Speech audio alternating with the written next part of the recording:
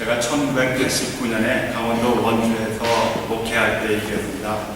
교회 바로 앞에 사주 팔자 보는 집이 있었는데 그 집에 점치시는 할머니께서 오늘날 교회에 나오셨습니다.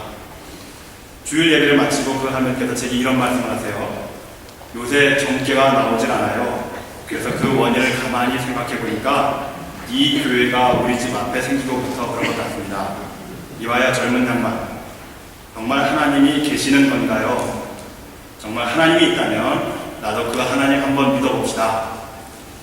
그 이후로 그 할머니께서 교회에 나오셨습니다. 그런데 이 할머니께서 교회에 나오시고부터 새벽 기도가 있다는 것을 아시고 매일 새벽 기도에 나오시게 되었습니다. 그런데 문제는 이분께서 새벽 기도에 나오셔서 기도하시면서 다른 성도님들께서 불편해지기 시작했습니다. 심지어 그 성도들 가운데 한 분은 노골적으로 제게 불만을 말씀하셨습니다. 전도사님, 저분 기도할 때 꼭 무슨 무당이 주문을 외우겠다는 소리를 해서 도저히 같이 기도할 수가 없네요. 저분 좀 어떻게 좀 해보세요.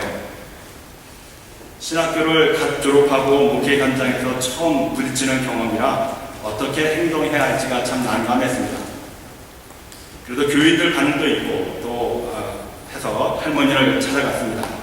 이런저런 이야기를 나누는 중에 이 할머니께서 진짜 교회에 나오시게 된 이유를 듣게 되었습니다. 전도사님, 제게 딸이 하나 있는데 이 딸이 지금 서울에 시집가서 잘 살고 있다고. 그런데 그 딸이 예수를 믿는 집으로 시집을 갔어요. 그래서 아마 남편을 따라서 교회에 다니게 되는가 봅니다. 그 딸이 어느 날 우리 집에 나를 찾아와서 눈물을 흘리면서 내게 꼭 교회에 나가라고 그럽니다. 그런 그 딸에게 내가 이 동네의 모든 사람들이 내가 점쟁이라고 하는 사실을 모르는 사람이었는데 무슨 염치로 교회에 가니? 그러면서 딱 잘라 거절했었지요. 그런데 며칠 전에도 또 나를 찾아와서 엄마가 뜨거운 지옥불 속에서 소리를 지르며 괴로워하는 모습을 꿈속에서 봤다는 겁니다. 그 지옥불 이야기를 듣는 순간부터 갑자기 괴로운 생각이 듭니다.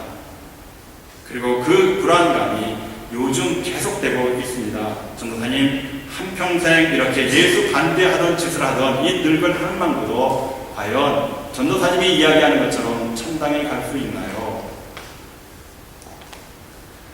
할머니의 새벽 기도의 기도 소리에 대한 교인들의 반응과 또 이 할머니의 질문을 듣고 제가 마음의 결정을 하게 된 것은 빨리 성경 공부를 시작해야 되겠다라는 생각이었습니다.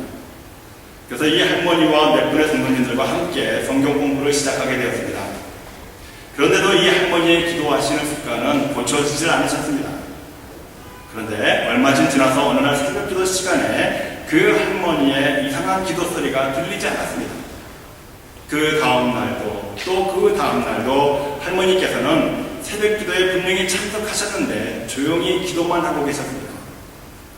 너무 갑작스러운 일이라 할머니를 찾아갔습니다. 너무 당황스러웠죠. 그래서 제가 묻습니다. 할머니, 어디 몸이 불편한 것이라도 있으세요? 요즘 기도 소리가 나질 않습니다. 이렇게 물으니까 할머니께서 이렇게 답변하셨습니다. 전도사님, 요즘 가만히 내 기도하는 내용을 생각해 보니까 자꾸만 하나님께 이것저것 달라고 하는 투정 같은 내용들이라는 것을 깨닫게 되었습니다. 이 늙은이가 아무것도 모를 때에는 지옥 갈 짓만 했는데 이제 몇 년일지 모르지만 목숨이 붙어 있을 때에 그래도 하나님을 위해서 앞으로 내 남은 인생 어떻게 살 것인가 생각하면서 기도하니까 소리보다는 마음으로 기도하게 됩니다. 전도사님, 나 요즘 어디 아픈 게 아니니까 걱정하지 마세요. 이 할머니의 날마다 새롭게 변화되시는 모습을 통해서 제가 깨닫는 것이 있었습니다. 그것은 변화된 그 본인 자신보다도 주변의 사람들이 더 기뻐했다는 사실입니다. 그분의 따님과 사이가 어느 날 저희 교회의 주일날 함께 예배를 드리면서 자기의 그 평생 변할 것 같지 않으셨던 그 자신의 어머니께서 변화되어서 교인으로 열심히 새벽 기도까지 나간다는 것을 들었을 때 얼마나 고맙다고 인사를 하는지 그 기뻐하시는 그 모습이 아직도 제 눈에 선합니다. 여러분 생각해 보십시오. 알코올 중독자가 어느 날 술을 끊었다고 하면 누가 좋아하겠습니까? 도박에 빠진 사람이 어느 날 도박을 끊었다면요, 날마다 아내를 폭행하는 사람이 어느 날 그 아내를 불쌍히 생각하면서 참여하는 삶을 산다면 누구보다도 그들의 나쁜 습관과 행동으로 말미암아 피해를 입고 살았던 사람들이 아니겠습니까? 그런데 우리는 불행하게도 알코올 중독자가 도박에 빠진 사람이 아내를 폭행하는 사람들이 변화되어서 새 사람이 되었다는 소식보다도 아직도 그 나쁜 습관 속에서 괴롭게 살아가고 있는 사람들을 더 많이 보게 됩니다. 이처럼 우리는 나쁜 습관을 고치는 일이 얼마나 힘들다고 하는 것을 잘 알고 있습니다. 그래서 우리는 고쳐보려고, 또 고칠 수도 없는 우리의 나쁜 습관과 행동 때문에 오늘도 한탄하면서 이 성전에서 예배를 드리고 있는 것은 아닙니까? 이런 사람들에게 세상적인 책 가운데 하나가 윌리엄 제임스라고 하는 사람이 쓴 심리학 원리라고 하는 책에 이런 내용이 있습니다. 생각이 바뀌면 행동이 바뀌고, 행동이 바뀌면 습관이 바뀌고, 습관이 바뀌면 성격이 바뀌고, 성격이 바뀌면 인격이 바뀌고, 인격이 바뀌면 운명이 바뀐다. 여러분 메모해 두셔야 되지 않습니까? 다시 한번 말씀드리면 생각, 출발점은 생각입니다. 생각이 바뀌면 무엇이 바뀌어요? 행동이 바뀌어요. 행동이 바뀌면 습관이 바뀝니다. 또 습관이 바뀌면 성격이 바뀌고요. 성격이 바뀌면 인격이 바뀌고, 인격이 바뀌면 운명이 달라진다는 겁니다. 그러므로 모든 것이 바뀌지 않을 것이라고 생각하는 불가능하다고 하는 이 사실이 바뀔 수 있다고 하는 가능성의 출발은 어디에 달려있습니까? 여러분들이 생각하기에 달려있다. 나의 생각에 따라서 내 운명조차도 달라질 수 있다고 하는데, 바뀔 수 있다고 하는데, 여러분 왜 생각에 대한 중요성을 아직도 느끼지 못하고 계십니까? 그럼에도 불구하고 내가 바뀔 가능성이 내 생각에 달려있다고 하는 사실도 알고 있지만은 바꿀 수 없는 이 운명 같은 지긋지긋한 이 나쁜 나의 행동과 습관은 도대체 언제나 고쳐질 수 있겠습니까? 모든 사람들에게 각기 다른 사정들이 있겠죠. 제가 그 이유들을 가만히 분석해 보면은 아직도 그런 사람들의 삶 가운데에는 나쁜 생활 습관과 행동 속에 살면서도 아직도 여유가 있다는 겁니다. 바꾸고 싶은 마음이 아예 없거나 필요성을 느끼지 못하거나 이것도 저것도 아닌 것은 타고난 게으름 때문일 것입니다. 그리고 어떤 면에서는 바뀌는 것에 대한 두려움 때문일 수도 있겠죠. 그래서 오늘 여러분들과 함께 우리가 생각하고 있는 성격과 습관은 절대로 바꿀 수 없다고 하는 이 고정관념을 깨고 바꿀 수 있다고 하는 이 가능성에 대해서, 그래서 좋은 습관과 행동으로 우리의 삶을 보다 더 행복하게 변화시킬 수 있는 길을 한번 찾아보려고 합니다. 지난주에 이어서 우리는 에스겔서를 읽었죠. 우리가 읽은 에스겔서는 실제로 예레미야 선지자의 예언대로 그 바벨론의 땅에서 포로로 살아가는 유대 백성들 가운데에서도 하나님을 기억하는 백성들을 통해서 하나님께서 예정하신 70년의 기한이 차면 다시 예루살렘으로 돌아가서 그 땅을 회복할 것이라고 하는 내용의 말씀입니다. 특별히 오늘 본문의 22절의 말씀에 보니까 하나님께서 유다 민족을 회복시키는 이유에 대해서 이렇게 증거하고 있습니다. 그러므로 너는 이스라엘 족속에게 이르기를 주 여호와의 말씀에 이스라엘 족속아 내가 이렇게 행함은 너희를 위함이 아니요 너희가 들어간 그 열국에서 더럽힌 나의 거룩한 이름을 위함이다. 유다 민족이 바벨론의 포로로 붙잡혀서 살아온 지도 벌써 3, 4대가 흘러가고 있었던 시점이었습니다.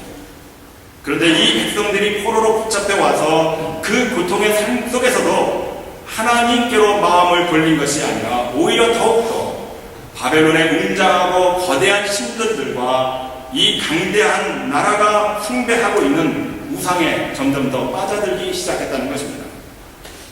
일이 이 지경에 이르자 바벨론 백성들은 이 유다 민족을 이상하게 생각할 수밖에 없었습니다. 왜냐하면 이 백성들이 과거에 하나님을 믿었던 그런 백성들이었던가 할 정도로 철저하게 하나님을 버리고 오히려 자신들이 숭배하는 신들을 섬기는 백성들로 변화되었기 때문이었습니다. 즉 이방 땅에서 유다 민족의 삶은 바벨론 백성들이 볼 때에 조롱거리가 될 수밖에 없었습니다. 왜 조롱거리입니까? 예전에 하나님께서 함께 하셨던 이스라엘은 가나안 땅을 차지했습니다. 그 가나안 땅에는 이미 여러 부족 국가들이 난공불락 같은 지역을 이용하여서 강대한 나라들을 이루고 있었습니다. 그러나 그 나라들을 평정해 가면서 애굽에서부터 탈출했던 이스라엘 백성들이 그 광야란 알짜배기 땅들을 빼앗아 버렸습니다. 그러자 주변 국가들이 그 이스라엘 백성들보다도 오히려 그들을 이끌어 가시는 하나님에 대한 두려운 마음을 갖기 시작했었습니다. 그런 이스라엘이 점차로 그 가나안 땅의 족속들이 숭배했던 우상들을 세우고 하나님과 멀어지는 삶을 선택했을 때에 나라가 둘로 쪼개지고 한 나라는 아수르에 의해서 멸망당할 수밖에 없었고 그나마 남은 두 지파조차도 바벨론의 포로로 붙잡혀가서 노예로 살아가고 있는 지경에 이른 것입니다. 이방 민족의 칼로 인해서 수많은 백성들이 죽임을 당합니다. 전쟁 난리통에 기근으로 인해서 제대로 먹지도 못하고 살아갑니다. 남의 나라의 포로로 붙잡혀 와서 노예로 살아가고 있습니다. 그것이 하나님을 잃어버린 백성들의 비참한 모습이었습니다. 그러니 이방 나라의 비방거리가 될 수밖에 없지 않았겠습니까? 자, 일이 이 지경에 이르자 하나님께서는 특단의 조치를 내리십니다. 하나님의 특단의 조치의 목적에 대해서 23절이 이렇게 증거합니다. 열국 가운데서 더럽힘을 받은 이름 곧 너희가 그 중에서 더럽힌 나의 큰 이름을 내가 거룩하게 할지라. 내가 그들의 목전에서 너희로 인하여 나의 거룩함을 나타내느니 열국 사람이 나를 여호와인 줄 알리라. 나 주 여호와의 말이다. 이스라엘 백성들을 통해서 하나님께서 뜻하신 바는 그 백성들로 인해서 열국, 즉 수많은 이방 나라들에게 하나님의 거룩하심을 나타내 보이시기를 원하셨다는 것입니다. 그러나 그럼에도 불구하고 세우신 이 이스라엘 민족들, 이 백성들이 타락하고 비참한 삶을 살게 되었을 때 오히려 하나님의 그 거룩하신 이름이 열국 가운데 더럽혀지게 되었다는 거죠. 하나님께서 택하신 이 이스라엘 백성들 때문에 오히려 하나님께서는 오물을 뒤집어쓰게 된 것입니다. 그러자 하나님께서는 이제 당신이 당하고 있는 뒤집어쓴 이 오물을 찢어버리시기를 원하십니다. 그리고 하나님의 본래의 모습을, 즉 거룩하심을 열국 가운데 다시 나타내 보이시기를 원하시는 것입니다. 자, 그렇다면 하나님께서 자신이 직접 이 선택하신 이스라엘 백성들을 통해서 뒤집어쓴 이 오물을 어떤 방법으로 치워가시겠습니까? 이 문제의 첫 번째 해결 방안에 대해서 24절이 이렇게 증거합니다. 내가 너희를 열국 중에서 치워야 되고 열국 중에서 모아 데리고 고토에 들어가서. 자, 하나님께서는 자기를 버린 이 유다 민족을 아주 버리시지 않고 오히려 그 백성들을 다시 선택하십니다. 그리고 고토라고 하는 말은 old land, their own land, 즉 옛날 그들의 땅 예루살렘으로 다시 보내시기를 원하신다는 것입니다. 우리는 이 말씀 속에서 무너진 하나님과 우리 인간과의 관계를 회복함에 있어서 가장 강조되고 있는 사실을 우리는 깨달을 수 있어야 합니다. 그것은 바로 장소의 문제입니다. 하나님께서는 하나님을 버리고 세상 각지로 흩어진 이스라엘 백성들을 다시 부르시는 장소로 선택하신 그것이 바로 고토, 옛날 땅, 즉 무너진 예루살렘을 지정하고 계십니다. 그러므로 저와 여러분들도 오늘 우리들이 품고 저질렀던 죄악의 행실을 끊고 다시 돌아가야 할 것은 바로 하나님께서 세우신 이 성전임을 기억하시는 여러분들이 되시기를 바랍니다. 이 장소, 이 거룩한 땅이 바로 하나님의 거룩하심을 다시 세우실 수 있는 장소이기 때문입니다. 여러분들이 하나님을 배신하고 여러분들이 이 성전을 떠나셔서 이 성전이 허물어진다 할지라도 하나님께서는 선택하신 백성들을 통해서 다시 이 거룩한 장소, 이 거룩한 땅을 회복하게 하실 것입니다. 왜 그렇습니까? 성전은 말 그대로 거룩한 장소이기 때문입니다. 거룩한 장소는 그 누구도 이 땅을 더럽힐 자가 없기 때문입니다. 인간에 의해서 더럽혀진 이 땅을 바로 세우실 수 있는 분은 전능하시고 전지하시고 사랑이 많으시고 인자하심이 풍부하신 그 하나님의 능력으로 말미암아 역사될 것을 오늘 본문의 말씀 속에서 우리는 다시 만날 수 있게 되지 않겠습니까? 그러므로 사랑하는 성도 여러분, 여러분들의 삶의 중심이 무엇보다도 성전이 중심이 되시기를 바랍니다. 여러분들의 심령 가운데 하나님의 거룩하심을 다시 한번 회복하시기를 원하신다고 하면 이 성전 안에 거하시는 복된 여러분들이 되시기를 주의 이름으로 축원합니다.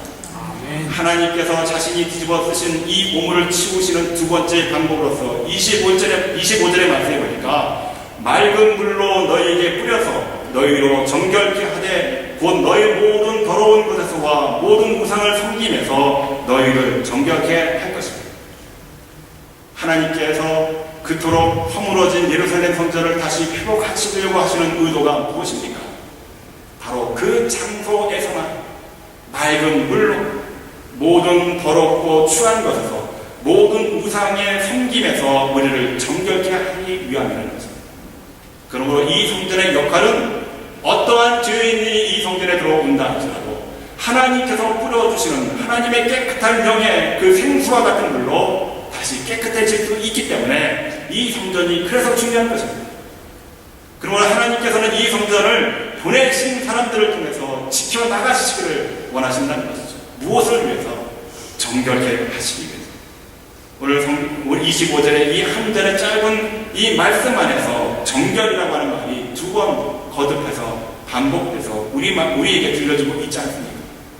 그러므로 이 성전에서 우리가 가장 회복해야 할 것은 우리의 더럽혀진 것들, 우리 심령 가운데 아직도 남아있는 세상을 향한 이 오물투성이, 이것들을 다 내려놓고 오직 하나님께서 저와 여러분들에게 뿌려주시는 거룩한 생수로 말미암아 다시 깨끗해지시는 여러분들이 되시기를 바랍니다.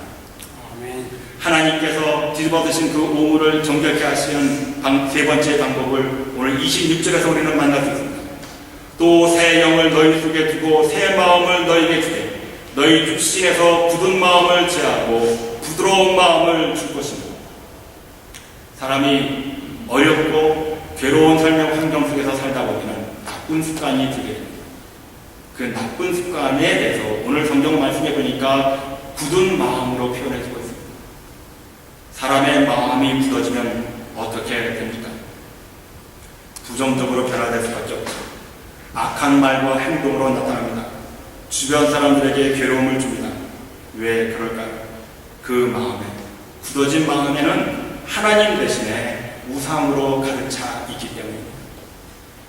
하나님의 영이 사라진 증거입니다. 그러므로 사랑하는 성도 여러분, 저와 여러분들의 입술을 통해서 내뱉어지는 나쁜 말들, 못된 행실들, 또 사람들을 저주하고 부정적인 말들, 우리 김영기 장로님께서 얼마나 아름다운 기도로 우리를 감동시키셨습니까? 이 모든 것들을 변화시킬 수 있는 능력이 저와 여러분들에게 하나님께서 새 영, 우리 가운데 부드러운 마음을 주시겠다고 약속하신 것입니다. 이 성전에서 예배드리는 동안에 우리의 단단해졌던 이 마음들이 하나님께서 허락하시는 새 영으로 말미암아 부드러운 마음으로 변화되시기를 주의 이름으로 축원합니다. 하나님께서 오물을 씻으시는 마지막 방법으로 27절이 이렇게 소개하고 있습니다. 또 내 신을 너희 속에 두어 너희로 내 율례를 행하게 하리니 너희가 내 규례를 지켜 행할지어다. 내 신을 너희 속에 두어라고 하는 이 말은 바로 26절에서 말씀하고 있는 바로 부드러운 마음입니다. 부드러운 마음, 하나님의 신을 모신 그 마음을 유지하면 우리가 나타나는 행동 가운데 가장 소중한 것은 바로 하나님의 말씀에 순종하며 그 말씀을 지켜 행할 수 있다는 사실입니다. 우리가 왜 하나님의 말씀을 지켜 순종하지 못하며 또 우리의 인생의 생각대로 마음대로 뜻하면서 우리가 살아갈 수밖에 없는 그런 나쁜 행실과 버릇으로 살아가게 됩니까? 우리 마음 가운데 하나님의 신이 사라진 증거입니다. 부드러운 마음이 딱딱해진 증거입니다. 그러므로 저와 여러분들의 마음 가운데 오늘 말씀 속에서 보여주고 계십니다. 하나님께서 우리를 거룩하고 정결케 하시는 그 방법 가운데 하나님의 신을 우리 속에 주셨다고 하는 이 말씀을 명심하시는 여러분들이 되시기를 바랍니다. 여러분들이 다시 한번 부드러운 마음으로 변화될 수 있는 가장 소중한 방법은 성령의 충만함에 사로잡히시는 겁니다. 그러나 예수 그리스도께서 십자가에서 죽으시고 부활하셔서 그 제자들에게 당부하신 말씀입니다. 너희가 여기를 떠나지 말고 합심하여 기도하여 나의 영을 받으라 말씀하시지 않으셨습니까? 이 성전에 모여서 우리들이 기도하고 간구해야 할 것이 바로 우리 마음 가운데 하나님의 신으로 충만케 하여 주옵소서. 이런 간절함이 여러분들의 기도가 되시기를 바랍니다. 자, 그렇다면 왜 우리가 이렇게 성전에서 회개하며 부드러운 마음으로 하나님의 말씀을 지켜 행하며 살아야 합니까? 28절의 말씀을 보시기 바랍니다. 내가 너희 열조에게 준 땅에서 너희가 거하며 내 백성이 되고 나는 너의 하나님이 되리라. 이제까지 바벨론의 포로로 붙잡혀가서 살고 있던 이 유대인들은 더 이상 하나님의 백성이 될 수 없었습니다. 그러나 하나님께서는 선택하신 그 유다 민족을 다시 부르셔서 회복해 하시는 가장 큰 어소리티, 권위는 바로 나는 너의 하나님이라는 겁니다. 다시 말씀드리면 너희가 믿고 이 세상을 살아가야 할 가장 큰 근원은 바로 나를 하나님 삼아서 살아가게 해야 한다는 것입니다. 이 말씀을 통해서 이스라엘 백성들은 잃어버렸던 하나님을 다시 찾게 된 것입니다. 그렇다고 한다면 이번에는 말씀을 지켜 행하며 하나님의 백성이 된다는 것이 왜 중요합니까? 29절과 30절의 말씀이 이렇게 증거하고 있죠. 우리 다 같이 한 목소리로 같이 큰 소리로 이 29절과 39절의 말씀이 오늘 예배를 드리면서 내 삶 속에 내가 부드러운 마음을 소유하고 하나님의 영에 사로잡힐 때에 내가 하나님의 말씀을 지켜 행하는 것이 왜 중요한가? 왜 하나님의 백성이 되어야 됩니까? 그 이유에 대한 말씀입니다. 우리 같이 큰 목소리로 같이 읽겠습니다. 시작! 내가 너희를 모든 더러운 데서 구원하고 곡식으로 풍성하게 하여 기근이 너희에게 임하지 아니하게 할 것이며 또 나무의 실과와 밭의 소신을 풍성케 하여 너희로 다시는 기근의 욕을 너희에게 받지 않게 하리니. 유다 민족이 전쟁 때문에 포로로 붙잡혀 와서 노예로 살면서 지난 거의 100년에 이르도록 기근에 허덕여야 했습니다. 그랬던 이 백성들이 하나님과의 관계가 바로 설 때에 가장 먼저 경험하게 된 하나님의 은혜와 축복은 바로 풍성함이었습니다. 식량의 문제, 배고픔의 문제, 인생의 문제에 있어서 가장 먼저 해결해야 할 이 문제가 하나님과의 바른 관계가 형성되었을 때에 하나님의 은혜 가운데에서 베풀어진 은총이었습니다. 사랑하는 성도 여러분, 경제적으로 점점 더 힘들어지고 어려워져 가고 계십니까? 원인이 무엇이라고 생각하십니까? 오늘 이 본문의 말씀으로 그 원인과 해결책을 찾으시기를 바랍니다. 다시 말씀드립니다. 늘 성전에 있는 것을 즐거워하며 이 성전에서 날마다 정결케 하여 부드러운 마음을 소유하여서 하나님의 말씀에 순종하시면 여러분의 인생의 모든 문제들이 해결될 것이라고 하는 믿음의 확신을 가지시는 여러분들이 되시기를 바랍니다. 그러면 여러분들의 마음과 생각 속에 어떤 생각이 가장 먼저 떠오릅니까? 성전의 사람이 되어야 한다는 것입니다. 생각이 바뀌면 모든 것이 인생의 운명이 바뀐다고 했습니다. 이 생각 때문에 여러분들의 머리 가운데 나는 성전에 있어야 될 사람이라고 하는 생각을 마음에 품으시는 여러분들이 되시기를 바랍니다. 그러면 여러분들이 당하고 있는 모든 인생의 문제들이 다 해결되게 될 줄로 믿습니다. 오늘 우리가 살고 있는 이 시대는 정말 참으로 죄악으로 물든 세상입니다. 요즘 사람들은 이 세상 속에서 되어지는 일들을 바라보면서 엽기다, 엽기적이다 표현하고 있지 않습니까? 엽기가 무슨 말입니까? 차마 눈뜨고 보지 못할 볼상스러운 일들, 이런 일들이 우리들이 얼마나 눈으로 현실적으로 보고 살아가고 있습니까? 이러한 세상 속에서 우리조차도 이 세상에 물들어가면 결국은 엽기적인 신앙이 되고 말 것입니다. 우리들이 하나님께서 주어주신 이 성전을 떠나서 우리들의 뜻과 생각대로 살아갈 때는 우리는 결국 엽기적인 신앙인이 되어서 하나님의 이름을 망령되이 일컫는 거룩함을 상실한 그런 백성들로 타락하게 될 것입니다. 사랑하는 성도 여러분, 우리가 지금 죄악길에 있다면, 나쁜 습관과 행동이 나를 괴롭히고 있다면 우리는 그 모든 일들을 증오해야 합니다. 그 길에서 빨리 빠져나와야 합니다. 그러기 위해서 우리에게 지금 시급하게 필요한 것은 바로 새 영, 새 마음입니다. 그 정결한 마음을 달라고 기도해야 합니다. 새로워지는 것, 새롭게 변화되는 것을 너무 두려워하지 마시기를 바랍니다. 우리가 새롭게 변화되면 무엇보다도 하나님께서 기뻐하실 것입니다. 그 기뻐하시는 하나님께서 오늘 말씀처럼 이스라엘에게 약속하셨던 바로 그 축복이 여러분이 새롭게 변화되심으로 여러분의 축복이 될 수 있으심을 믿으시기를 바랍니다. 제가 서로 부분에서 원주에서 교회를 개척할 당시에 과거의 삶을 청산하고 새로운 삶 속에서 기뻐하신 한 할머니를 소개했습니다. 그 한 분의 변화된 삶 때문에 그 주변의 사람들, 특별히 그분의 변화된 삶을 위해서 기도하고 있었던 그분의 따님과 사이가 얼마나 기뻐했는지를 말씀을 드렸습니다. 그렇습니다. 여러분이 바꿀 수 없다고 생각하시는 그 나쁜 습관과 행동들을 고치기 위해서 윌리엄 제임스는 여러분들의 생각에 달렸다고 말하고 있지 않습니까? 그것처럼 우리는 그 생각을 오늘 하나님의 말씀 속에서 특별히 하나님의 새 영 부드러운 마음에 달려있음을 깨달으시기를 바라고 오늘 이 성전에서 하나님께서 허락하신 새 영과 부드러운 마음을 달라고 기도하시는 여러분들이 되시기를 바랍니다.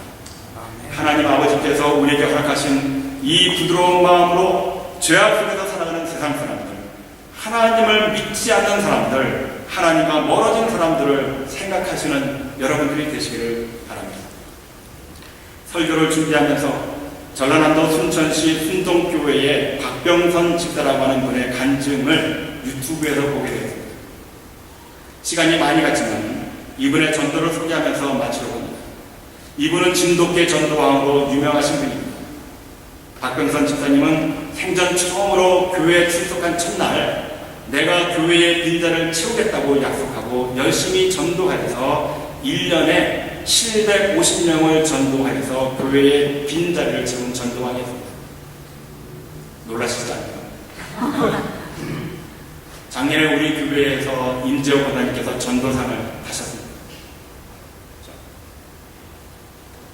그런데도 불구하고 우리가 이민 삶 속에서 전도하기가 결코 쉽지 않다는 것을 우리가 피부로 체험하지 않습니까? 그런데 이 사람이 한 해에만 750명을 전도했다. 이분이 2002년 2월에 생전 처음에 교회를 출석했습니다. 생전 처음 교회에 나간 그날도 예수를 믿기 위해서 착장하고 나간 것이 아니라 가정의 평화를 위해서 아내의 등살에 못 이겨서 그저 교회에 한번 나와준 것뿐이었습니다. 그런데 이런 사람에게 성령의 불같은 역사가 임했던 것입니다. 예배가 끝나면 목사님과 교회 성도들이 함께 태신자 식사하는 자리에서 벌떡 일어나서 내가 이 예배당을 치우겠다고 자기도 모르게 큰 소리를 쳐버렸다고 했습니다. 이 말을 할 때 제정신이 아니었다고 이야기합니다. 목사님은 이분이 내가 예배당을 다 치우겠다고 하는 그 말을 농담으로 들었다고 합니다. 식사가 끝나고 집에 돌아와서 제정신이 들어서 전도의 전자도 모르는 사람이 무슨 재주로 이 예배당을 치운단 말인가? 성경 한 번 안 읽어본 사람이 어떻게 전도한 말인가? 한단 말인가? 걱정과 한숨만 툭툭 나왔다고 합니다. 거기다가 아내는 한술 더 떠서 자기를 위로해주기는커녕 목사님과 약속은 하나님과의 약속이기 때문에 반드시 지켜야 한다고 더 큰 부담을 주고 그날 밤 박 집사님은 걱정이 되어서 도저히 잠이 안 오더랍니다.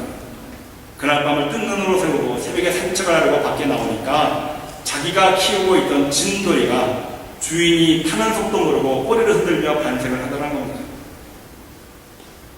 그 진돌이를 바라보면서 박 집사님이 이런 투정을 했습니다. 이놈아, 내 주인이 지금 죽을 맛이다. 그런데 너는 주인 속도 모르고 태평하게 꼬리만 살랑살랑 흔들고 있는 거야. 그런데 이 꼬리를 흔들고 있는 자기를 반기는 진돌이를 바라보면서 한숨만 쉬던 그에게 문득 지혜가 떠올랐습니다. 까짓거 전도가 별것입니다. 진돗개처럼 물고 늘어지면 되겠지. 말을 안 들으면 끝까지 물고 늘어져 버리면 되겠지 생각하면서 진돗개를 보면서 몇 가지 전도 원칙을 세웠답니다. 첫째, 한 번 물면 절대로 놓지 않는다. 둘째, 한 번 주인은 평생 주인이다. 셋째, 인내를 갖고 진지하게 먹잇감에 접근한다. 넷째, 결정적인 순간에 최선을 다해서 다친다. 바로 이것이 진돗개의 사냥 비법입니다. 오늘부터 나는 진돗개가 된다. 누구든지 걸리기만 해봐라. 목줄을 놓고 목줄을 물고 놓지 않으리라. 이렇게 해서 진돗개의 전도법이 탄생한 겁니다. 그러나 막상 전도를 하려고 하니까 현실은 그렇게 호락호락하지가 않았습니다. 그럼에도 불구하고 박 집사님은 결코 포기하지 않고 끝까지 진돗개처럼 물고 늘어져서 처음 자기의 가장 친한 친구를 전도하는 것으로 시작해서 1년 만에 750명을 전도하는 놀라운 기적을 이루었답니다. 한 주에 63명을 전도하여서 교회로 인도한 적도 있다고 합니다. 우리 교인 수를 다 들어가도 63명이 되지 않는데 한 사람이 한 주일 동안 교회로 인도한 숫자가 63명이라는 겁니다. 우리는 지금 교회 주보에 날마다 매주일 한 사람이 한 사람씩 전도합시다 했음에도 불구하고 그 일이 얼마나 힘들고 괴로운 일인지 알 수 없습니다. 그런데 유튜브를 보면서 이 박병선 집사님의 간증을 통해서 마음의 도전을 받습니다. 나도 해야지. 시작해야지. 생각이 달라지면 운명이 바뀐다며 그런 도전적인 마음을 저도 갖기 시작했습니다. 아내의 생활을 이기지 못하고 마지 못해서 교회로 이끌림을 받은 이 한 사람을 통해서 수많은 사람들이 죽음으로부터 생명의 길로 구원을 얻습니다. 생각해 보십시오. 이 박병선 집사님을 통해서 거듭난 사람들, 새로운 영으로 부드러운 마음들을 소유한 사람들이 한 해에 750명이었다고 한다면 그 주변에 그와 함께 살고 있던 사람들이, 기뻐할 사람들이 얼마나 많았겠느냐 하는 것이죠. 사랑하는 성도 여러분, 이 아침에 우리에게 향하신 하나님의 부드러운 마음 속에서 여러분들이 전도해야 할 그 사람들을 기억하시면서 그 사람들이 전도받았을 때, 그래서 교회로 인도함 받고 새로운 영으로 거듭났을 때 그 주변에 기뻐할 사람들이 얼마나 많을 것인가를 생각하시면서 그 기쁨으로 이 성전을 떠나서 전도에 한번 도전해 보시지 않으시겠습니까? 기도하시겠습니다.